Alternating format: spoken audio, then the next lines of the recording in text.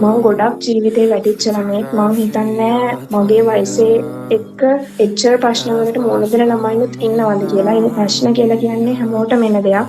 මගේ ගෙදරට ලියුම් පවා ආවා මට ලකුණු අඩුයි. මේ ඉස්කෝලෙන් ගෙන්නවා අම්මව ගෙන්නවා ගොඩක්. ඉතින් මට දුකයි.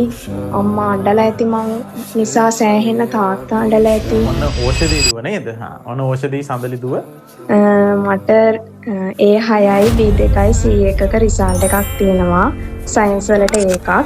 රිසල්ට් ආවා කියලා මුලින්ම දැනගත්තට පස්සේ මං අනිත් කිසිම විෂයක් මම බැලුවේ නෑ. මම මුලින්ම ගිහිල්ලා බැලුවේ සයන්ස් වලට මොකද්ද තියෙන්නේ කියලා. මං එක්සෑම් හෝල් එකකින් එළියට එනකොටම හිතුවා ඉතින් ඒකක් එයි කියලා. මොකද ඒ තරම්ම වැඩ කරා ඒ විෂයට. මං කිසිම විෂයකට වැඩ කරපො නැති තරමක් කරා. මොකද මම අන්තිම මට්ටමේම හිටපු විෂයන් දෙකක් තමයි සයන්ස් මැත්ස් කියලා කියන්නේ. කවමදාකවත් මට වාර විභාගයක ලකුණු 70 ගණන් 60 ගණන් තිබිලා නැහැ. හැමදාම මම හිටියේ 30 40 ගණන් වල. 11 වසරේ තුන්වෙනි වාර විභාගයටත් මට 42ක් තිබ්බේ. ඇත්තටම ඒ කියන්නේ මං හිතුවේවත්ම නැහැ මට ඒකක් ගන්න පුළුවන් වෙයි කියලා. මට සම්පූර්ණ රිසල්ට් එක එකක් වගේ එන්න තිබ්බ රිසල්ට් එකක් නෙවෙයි A6කට හදාගත්තේ. ඒ නිසා මං වැඩ කරේ නැහැ. මම ශිෂ්‍යත්වයේ පාස් ළමයෙකුත් නෙවෙයි. මම 6 වසරේ 7 වසරේ කාලේ මුදට වැඩ කරා. හැබැයි 10 11 මම වැඩ කරේ නෑ. කම්මැලි වුණා. මට නරක යාළුවෝ ආශ්‍රයයට වැටුණා. එතකොට ඉතින් ඒ වගේ ගොඩක් හේතු වුණා. ප්‍රශ්න වුණා.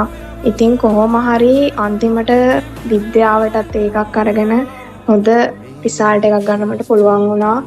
මගේ ගෙදරට ලියුම් පවා ආවා මට ලකුණු අඩුයි.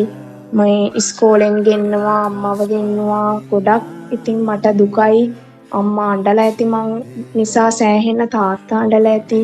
ඉතින් සර් නිසා තමයි එයාලට සතුටක් දීලා ලස්සන රිසල්ට් එකක් ගන්න පුළුවන් වුණේ. ඉතින් ඇත්තටම ගොඩක් සතුටුයි. ඒ සතුට කියා ගන්න බෑ. මේක බලන නංගිලා මල්ලිලටත් මට කියන්න තියෙන්නේ ඒ සතුට තමන්ගේ අම්මට තාත්තට දෙන්න, සර්ට දෙන්න.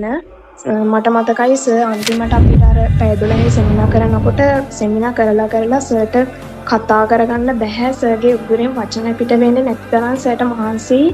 සර්ගේ සෞඛ්‍ය ගැනවත් හිතන්නේ නැතුව සර් අපි වෙනුවෙන් ඒ තරම් මෙහෙවරකින් වැඩ කරේ.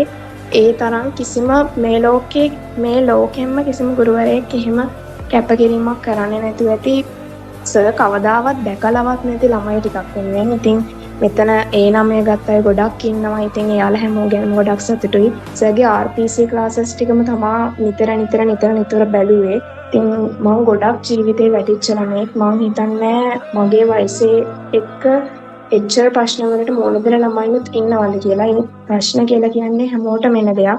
ඉතින් මම හිතනවා අපි හැමෝම ඒකට ශක්තිමත් වෙලා මුහුණ දුන්නොත් අපි හැමෝටම ඒක හොඳ විදිහට දැකලා ඒක අපේ ජීවිතයට ආශිර්වාදයක් කරගෙන ඉස්සරහට යන්න පුළුවන් වෙයි කියලා. ඉතින් සර්ගේ වචන වලින්ම ශක්තිමත් වෙලා මම හිතුවා මම මෙහෙම ඉන්න ඕන කෙනෙක් නෙවෙයි.